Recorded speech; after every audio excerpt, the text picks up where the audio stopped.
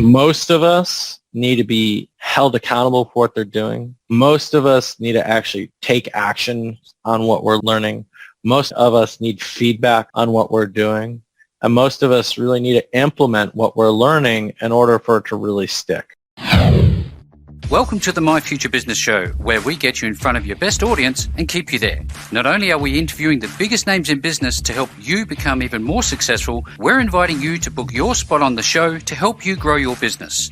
So at the end of the call, make sure you fill in the interview application form at myfuturebusiness.com/interviews.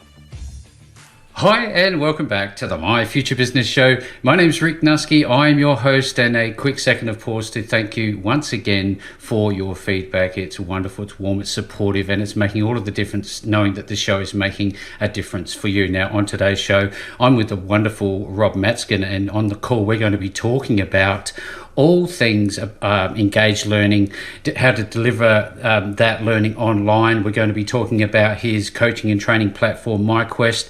And with all that being said, Rob, welcome to the show. Hey, thanks, Rick. Really appreciate you having me. Now, you and I were just talking about your surfing exploits, and that's a place I love to start because I guess it sets the scene for the rest of the call, because I know that at some stage there you were working very long hours, you were burning out, and you decided to shift gears. And I think that's a really telling story for those who are thinking that they need to grind all day, every day. There's a better way, isn't there?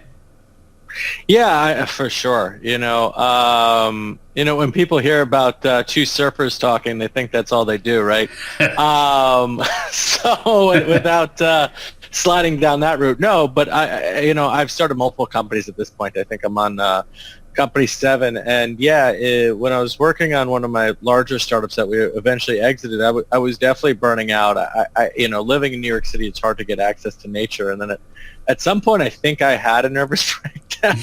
Just a quiet one. Yeah, and I realized, no, I need balance. And one of the things it was 24/7 on. It was very much, we were an alcohol delivery startup. I invented that space in New York. Actually, one of our competitors, Drizzly, just went public, not public. They were acquired by Uber for like $1 billion. So, wow. Crazy space. But, I was getting calls from my staff on Sundays, or calls in the beginning at 3 a.m. being like, "Where's my beer?" And I'm like, "I don't know, I'm sleeping." Like, what do you want from me? Beer, apparently. And I took it, a beer. So, it definitely took a toll. It definitely burnt me out. And I discovered surfing, I discovered acrobatics, but I discovered all these things to really just give me balance. And if I don't have balance, or even boredom, or I don't turn my mind off or get hyper present, whatever language I want to use, I don't have creativity. Yeah. And if I don't have creativity, well, what value do I bring? That is the value that I bring, right? Yeah, absolutely. Is my creativity. That's one of my superpowers. It's one of my secret sauces. So if I don't have that downtime or that time to play, then the sun doesn't shine at work either, I guess. Yeah, absolutely. There's this trap that we can all fall into occasionally, where we're projecting into the future a lot. We're not present. You touched on that momentarily. I'd love to come back to that, the presence of mind and just stopping and being at one with yourself, I guess you'd say, Rob. But yeah. So where are you right now? I'm in Miami, Florida. Fantastic. Now, what's a landmark near you that people might be familiar with apart from the beach? What's a landmark that they might be familiar with? Your local. Yeah, well, so I moved here 5 months ago from New York, but South Beach is right here. All the bars and clubs in Miami. But where I am a landmark of where I am physically sitting. Yep. I'm literally on South Beach, literally on Lincoln Road and the water. Oh, fantastic! What a view! Is where I am. So now, it's customary for us to talk about your hobbies, and I noticed in your bio you talked about enjoying the mountain life. Given that you've moved locations, it's now the beach life, isn't it? It is. I was a professional ski instructor and whitewater raft guide at one point, just out of university. I guess you'd say uni.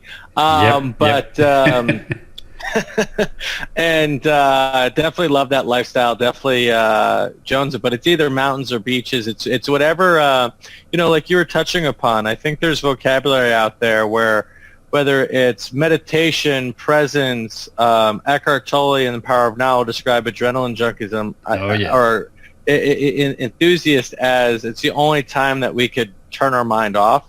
I think at this point, or just be ever present. At this point, I have many things that allow me to do so. But like I just picked up kite surfing down here, and this weekend was a great weekend for it. And I got to just turn my mind off and just be in the moment. Nothing else existed, and I was just with the wind, the waves, the water, just me. Oh, yeah, and the universe didn't exist. It was just that, and I came back so charged up and so refreshed this week. And even if I get a taste of that, I think it's so powerful across, who I am and how I show up in all aspects of my life. This is completely relevant to how important it is as it relates to your professional life as well, and we'll pivot to that at some stage. But I know a lot of successful people, Rob, they're quite transient. If they enjoy, they enjoy the mountain life as you do, and they enjoy the beach life. Do you think you'll move backwards and forwards to get a taste of both throughout the different parts of the year? Again, it's my first full year in Miami. I haven't experienced summer yet, so I think I'll be craving those mountains. Come August. Give me some dry, cool weather. Give me some time. Yeah. So, but it doesn't matter whether it's the beach or the mountains. Anything that has to do with water, whether it's a river or snow or a glacial lake, I'm happy. I'm just happy being outdoors and just using my body and sometimes abusing it, but just being out and having fun in nature is, I think, my happy place. Why do I have to choose? You've touched on something there. The fact that you've got 2 feet and a heartbeat, that you're alive and well. That says a lot about the value of life in itself. Now, what's your favorite movie? Do you ever watch movies? I haven't watched movies in a while. I've been watching more TV. Netflix? I've been watching Netflix, but honestly, Zig Ziglar had a quote. I don't know if you know who he is. Oh, he's like the OG of one of the OGs. He's the Tony Robbins of the 70s and 80s for people who don't know him. But he had a quote that frontline workers will watch 30 to 40 hours of TV, but when you get to the executives, they'll watch an hour or two a week, and most of it's training videos. I'm going, oh. And I heard that about 10, 15 years ago, and I really try and read books or listen to Audible, and I'm trying to get in a Clubhouse. I don't know. It's not sticking yet. Yeah, me neither. But I'll listen to about anywhere from 15 to 20 books a month. Last year I got through 240 books on Audible. Wow. I'm pretty. One of my superpowers is I'm an auditory learner, so I could listen to a book at 3x and have full comprehension. So the subconscious mind is open. Yeah. Well, I'm also severely dyslexic, so I didn't read till I was 10, right? Yep. So the only way I learned was by listening. I couldn't read, so I got really good at it. So Audible's been a blessing for you in many respects. Oh my gosh, Audible is a whole game-changing thing. It was funny when I was growing up. They'd give us books on tape because actually in the States there's something from the Library of Congress that we get free books on tape if we have a visual impairment or you're dyslexic, you qualify. Yep. But they gave me this huge tape recorder. I mean, literally the thing was like 10 times the size of this, and I had to listen to tapes. I was so embarrassed, even though I was in my room, to use the thing. I couldn't do it. I couldn't bring myself to do it. So I've always had access to it. But now, the fact that it's on this thing and it's easy, and I just constantly listen and constantly find good books to listen to. So, but favorite book on entrepreneurship, Hard Things About Hard Things. Yep. It is a great one. And then in the fiction world, I would have to say Kafka on the Shore would be one of my favorite. Excellent. So let's wind back a little bit, Rob. You're a kid, and you're having your early life experiences. What is one of the things you remember as a kid growing up that you remember fond memories of?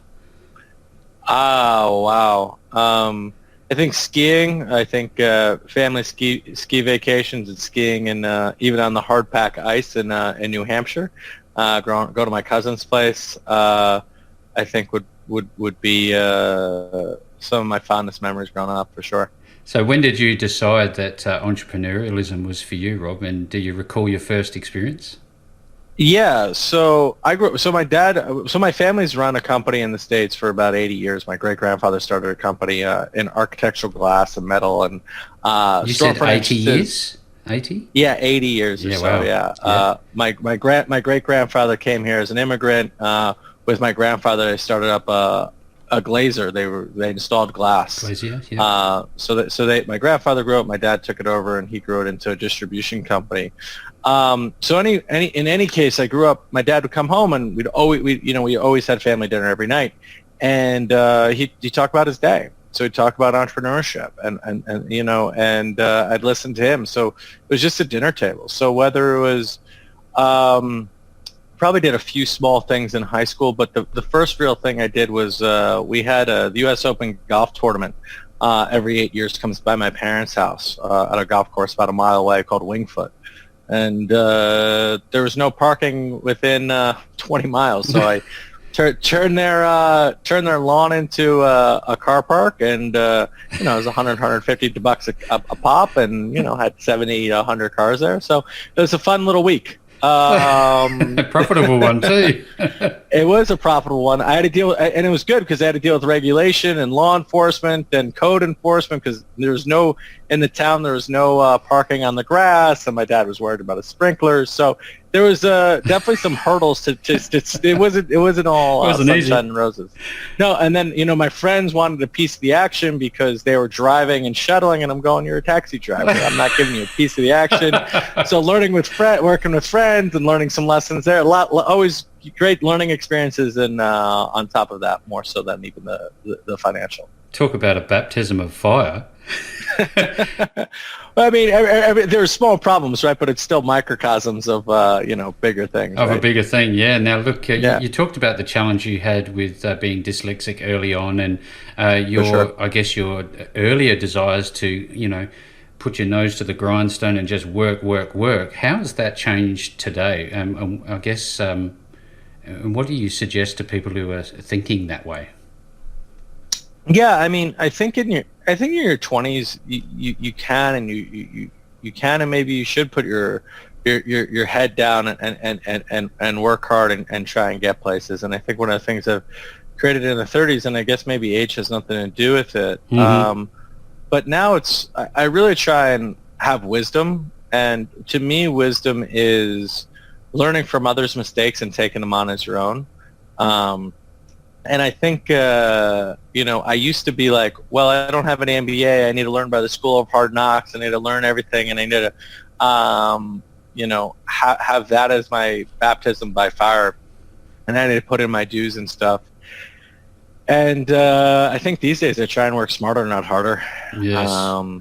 Absolutely. But I've also had the luxury of getting to that point, I guess, and I put in my dues. And I don't know if I could have done that back then. There's a lot of, I guess, credibility for having formal education, but there's another whole dimension that opens up nowadays, especially given with the recent goings on across the world in relation to online learning.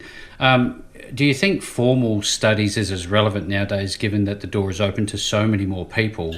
And wonder if you could talk to that. That's a huge subject. I was actually just, I think the Wall Street Journal had a really interesting article about uni prices here in the States going, even state universities going up 3x and through the roof. Everything going on with that. Or, I know people that paid, $200,000, $300,000 for a Ivy League graduate degree. Wow. And, how do you justify that? And how do you justify it?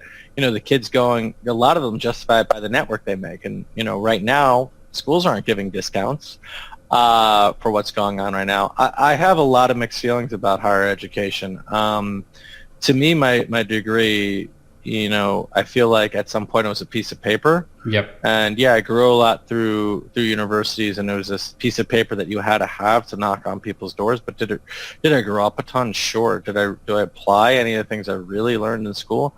I don't really know. I don't want to knock a whole industry, but I do feel it's broken. Do I feel like massive online course platforms are the answer? No, I don't. You know, some stats from that I know from my industry in corporate education, 87% of learners will forget what they learned 6 weeks later. If you just give somebody an online course and say, watch this video, watch this video, watch this video, it doesn't work. You know, the way we're hardwired to learn isn't by this traditional university education. Let's sit in a classroom and let's listen to people lecture. Mm-hmm. That never worked for me, for sure. No. Being dyslexic, no way. No. I had to get special schooling and all that, but we learn by our apprenticeship model. We learn by doing, right? We learn by getting our hands dirty. Even when I was speaking to a huge legal firm today, and I was speaking to a huge bank today, just in the course of my daily business, and you know, and when I talk to my friends who are lawyers and bankers, I go, we have to get back to work. We have to get back to in person, because the associates, they still don't have, and we have some new technology that might help them, but they still don't have really good ways of training the associates, because it's always this apprenticeship model. Yeah.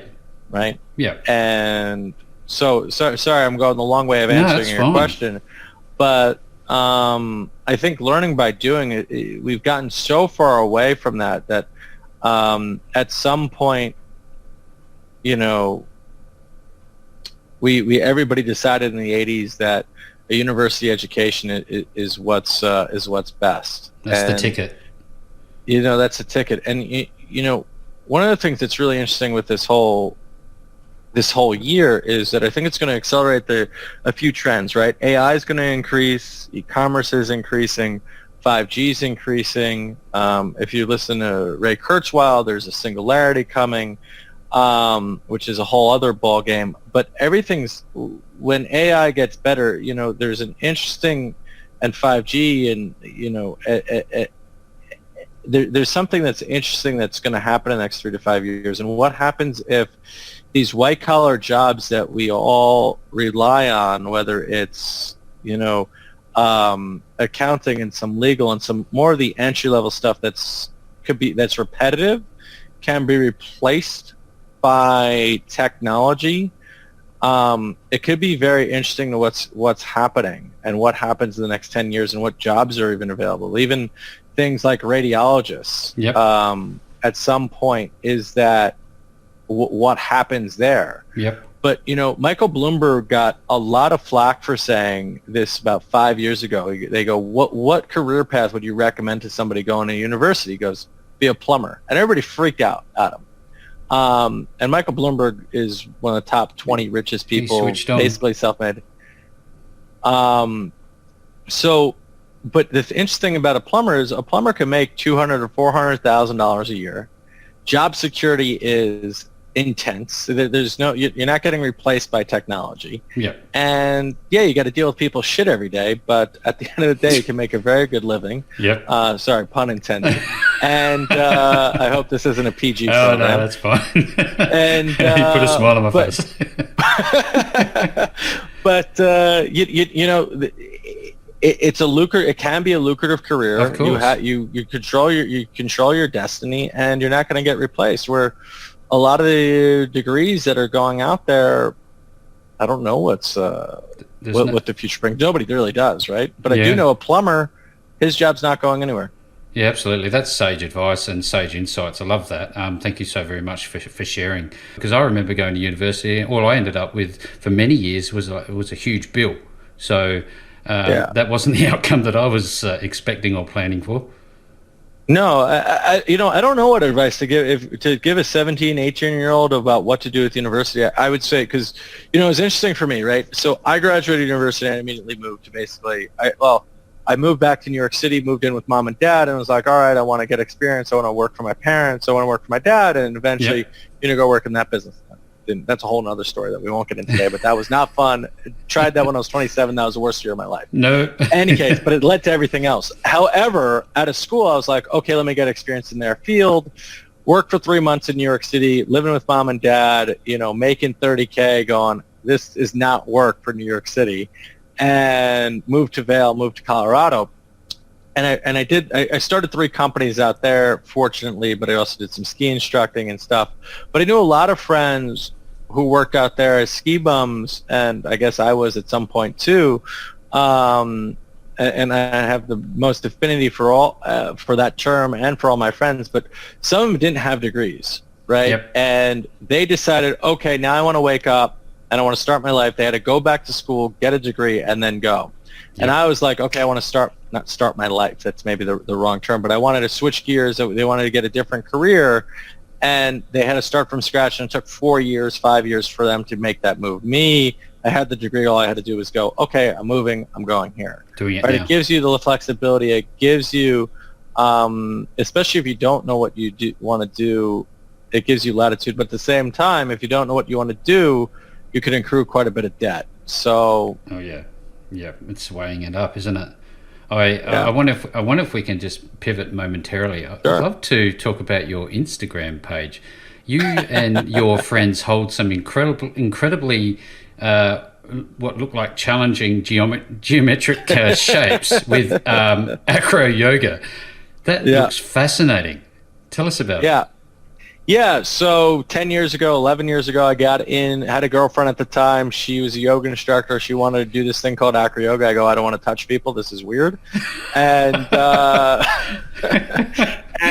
next thing you know, I said, this isn't so bad. And we were doing it 5 nights a week. And it just became, when we were talking about earlier in the program, what I did as a de-stressor, I wanted something really different. I wanted something I could do active in New York City, and acro yoga it was. And what you see some of my older Instagram posts is more acrobatics. Some of my coaches are in multiple of my coaches are in Cirque du Soleil. My former training partner went to circus school. She's touring Europe this year, performing. So it more became circus arts, which so I know a lot of circus freaks, and they're amazing friends. Takes all types to make the world spin around. What's that?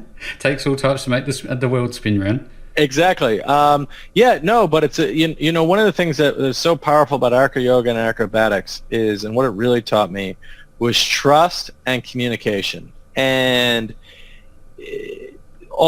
my whole job was to convey trust. Like somebody, and for those of you who can't see it right now, basically, I was literally, people are literally doing a handstand on my hands, and sometimes I'd even throw them up off my hands and catch their feet, or have them do a full flip and catch them on my hands. Oh, right? Wow.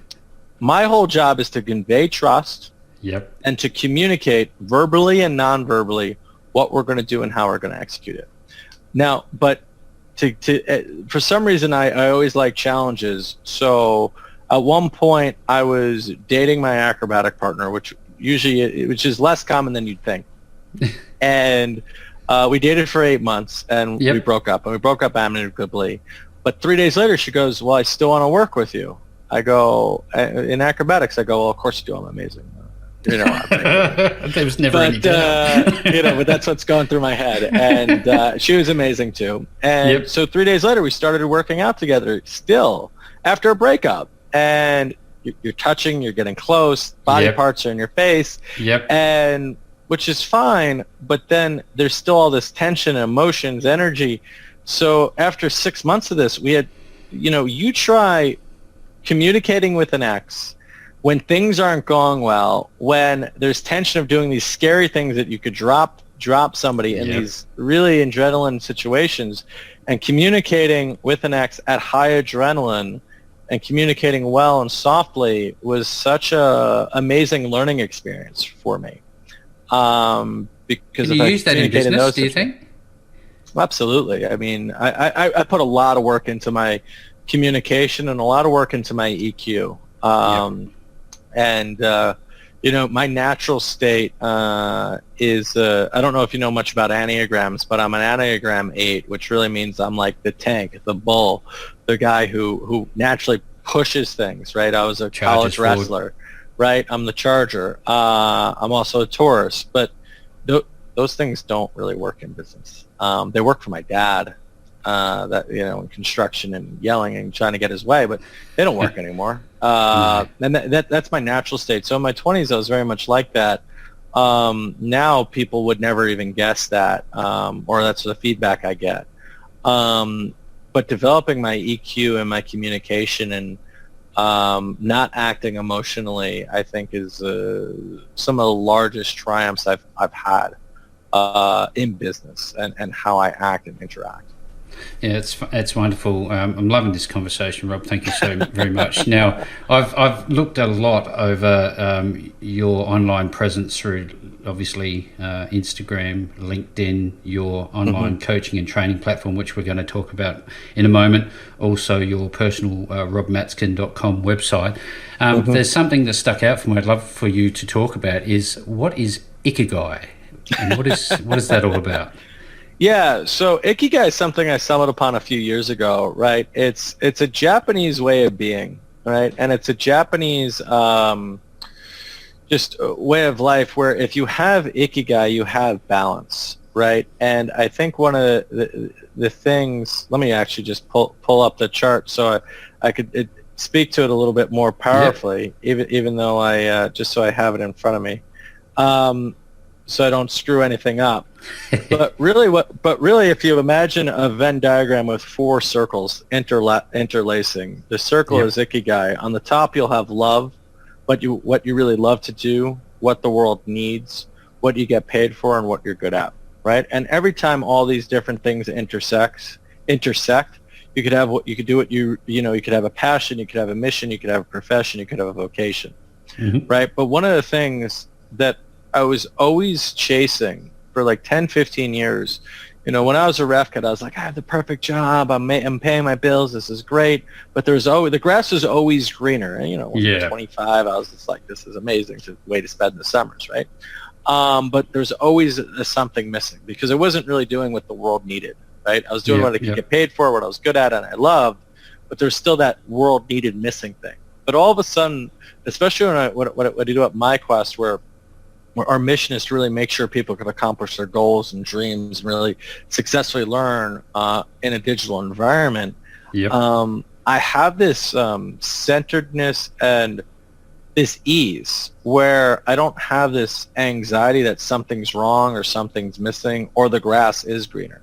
I know the grass is really green here, and I'm really happy about that. And I could just manifest a bigger lawn or manifest a bigger plate or whatever I want to do, that I'm not saying, no, I need to chase that or something's wrong or I'm not in the right place. And Ikigai, I think one of the powerful things about that is it gives you a framework to look at things arbitrarily and see what's missing for you. So you can, I guess, pivot, change your direction in life, change your mindset around this model as a guide. Yeah, absolutely. Fantastic. Yeah. Now, you touched on MyQuest, and I'd love to learn about this. We're going to talk deeply about this now. Where did the idea for MyQuest come about? Yeah, so, my business part. Yeah, so my business partner actually had an idea. He watched a TED Talk 7-8 years ago now by Jane McGonigal on how games allow people to learn. So he started this journey of how do you really successfully teach people online? And over, 6 years ago, I joined him on answering that question. We've pivoted a few times, but our mission has always been this question of, what you were touched upon earlier. How do people really learn, right? How do we actually be effective at learning, and how do we be effective at digital learning? Because there's so much out there, that there's so much knowledge and information out there, and there's a thesis that's about 10 years old now that if you just democratize knowledge and just allow people information, they'll learn and they'll succeed. It's not a bad thesis, but one of the things that we found is, or studies have found, is that 8 to about 15% of individuals could really learn like that successfully. Most of us need to be held accountable for what they're doing. Most of us need to actually take action on what we're learning. Most of us need feedback on what we're doing. And most of us really need to implement what we're learning in order for it to really stick. Which is why I go back to this whole traditional education versus apprenticeship education. So we actually have a learning model. We actually call it AFT, which is action, feedback, and trigger. It's like a triangle that really what we focus on and everything that we build out is how do we make sure that we fit in those parameters, and how do we build things out? Because if we stick to that structure, then people will really learn with us, right? Because they'll engage with the learning content. And we've run massive correlational studies that there's a direct correlation between how much somebody engages, likes, posts, comments, interacts, does something with learning, Yep. and how much they're really going to complete and how much they're going to retain that knowledge. Otherwise, whether you go to a seminar or a workshop, take a course, it's going to go in one ear and out the other, and we're going to spend all this time and effort doing stuff without really retaining it. And I think it's really, I don't necessarily get the point of doing it, right? If you're not going to retain it. I don't get the point of for me doing the university education. I don't remember much of it. I learned everything in business at my dinner table and by getting out there and doing it. That reminds me of the story you talked about with the car parks earlier on. You learnt about entrepreneurialism by baptism of fire. The same could be said for learning. Now, is this, with MyQuest, is this about having, I guess, accountability partners? Is that what you provide as coaches and consultants? What's the process? So we're a technology shell. Right. Yep. So we give our partners, the corporations we work with, the training the trainers and the coaches that we work with, the tools, tactics, and techniques to really succeed. Right. When a trainer or somebody in our organization is used to giving a lecture in front of 20 people or 2,000 people, they have a toolbox. Right. And now, especially today on this device on Zoom, they're a little limited with their toolbox. So we give them their toolbox back. Some of those things are, one of our 30 features happens to be accountability partners. Some other things are around sharing happens to be communities and building habits and really using push notifications, reminders based on what's happening or not happening, right? But there's many different things that we're doing, including packaging it in a very tight UX that's more consumer friendly than most of our other people in the market. Because one of the things that I found fascinating really about, I guess, B2B technology, and this I like making broad statements, but they don't necessarily always apply to everything. But one of the things that I found as a general rule is, and I get this way of thinking, but I certainly think the opposite is, most of my competitors build products for their customers. But they don't develop products in a B2B world, but they don't develop the product for their end user.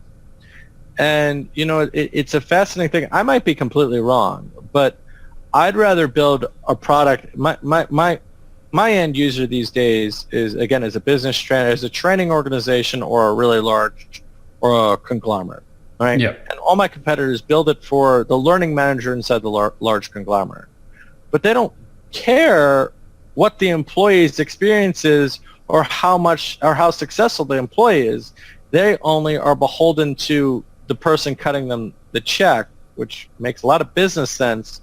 But in my mind, really making sure the end user has the best experience makes the most business sense, because it's the most stickiest and it's going to get the most utilization. Right. It's one thing to learn, isn't it? But it's another thing to chock that wheel, get up the step, and continually improve, isn't it? You have to have an outcome. Yeah. Well, it's interesting in this whole space of university education, corporate education, this whole online education space. When I speak to people, I remember speaking to somebody last week, and I go, well, so tell me a little bit more. I always try and get related to my clients. My potential clients, I'm like, tell me a little bit more. What are your KPIs? Well, it's hard for us to measure those things because they're scared, because the outcomes aren't very good. I go, okay, well, what are your priorities this year? Well, maybe if we produce all the content that our executives want this year, that would be great. I go, well, how do you know if it's successful? Well, if our executives are happy. I go, well, what are you measuring? Well, we're not very vague. Because they're not, because they're scared, and I hope too many people in the L&D don't hear this. But no, I'm pretty honest, right? And I don't necessarily know why. I think they're scared. I don't think they have the right metrics in place, but the metrics aren't very good, and everybody's kind of chasing their tails right now. So it's very interesting being in this space, being very driven by, being a startup, being driven by KPIs, being driven by metrics, and really want to make that impact in the end user, the end employees, make that difference. But sometimes it's pushing into sand, mud, water. But I think one of the biggest things that I've learned, and we've been getting traction this year on it, is just staying the course and being true to what we believe in. That's fantastic. Now, I wonder, Rob, if you could just quickly share with us, is MyQuest the core of your business different to MyQuest Employee Connect, or is it part of the same experience? So we have an umbrella, right? We have three different main products, right? We have our MyQuest umbrella. We have a division that focuses on business trainers, which is what we call MyQuest Learn. Yep. And then we have some enterprise level products, which is MyQuest Connect. One of the things we realized, me and my business partner were sitting down, and I guess it was San Francisco at the time, and we're going, what do enterprises really need? And we realized, and this is October 2020. Mm-hmm. Yeah, October 2020.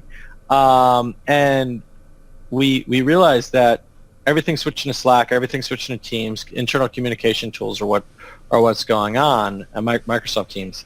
And so we started bringing our products into, and our philosophy into Microsoft Teams. So we're actually a strategic Microsoft partner these days, and we actually really create learning in the flow of work and engaging learning through utilizing Microsoft Teams, which is a communications channel to do so. And then we have some independent learning platforms if people aren't using Teams. But it's for us, again, it's all about bringing that core philosophy to learning. So for anybody who's on the call today, I'll be absolutely making sure that the links are available back to Rob and his wonderful team. Now, on that, Rob, when individuals and corporations want to find you, connect with you, talk with you more, learn more about how to get involved, where do they go, and what is the process once they get there? Yeah, so obviously we have our site. It's myquest.co. Is a great place to start. We have a lot of great information there. My email is rob@myquest.co. Happy to answer anybody's questions.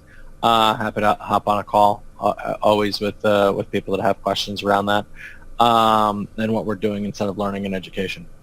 Thank you so much, Rob. Now, again, I will be making sure that those links are back to Rob are available if you want to connect with Rob. He's obviously on LinkedIn. He's on Instagram. Anywhere and everywhere, he is there. And with all that being said, Rob, I've had just such a wonderful time spending some time with you on the My Future Business show today.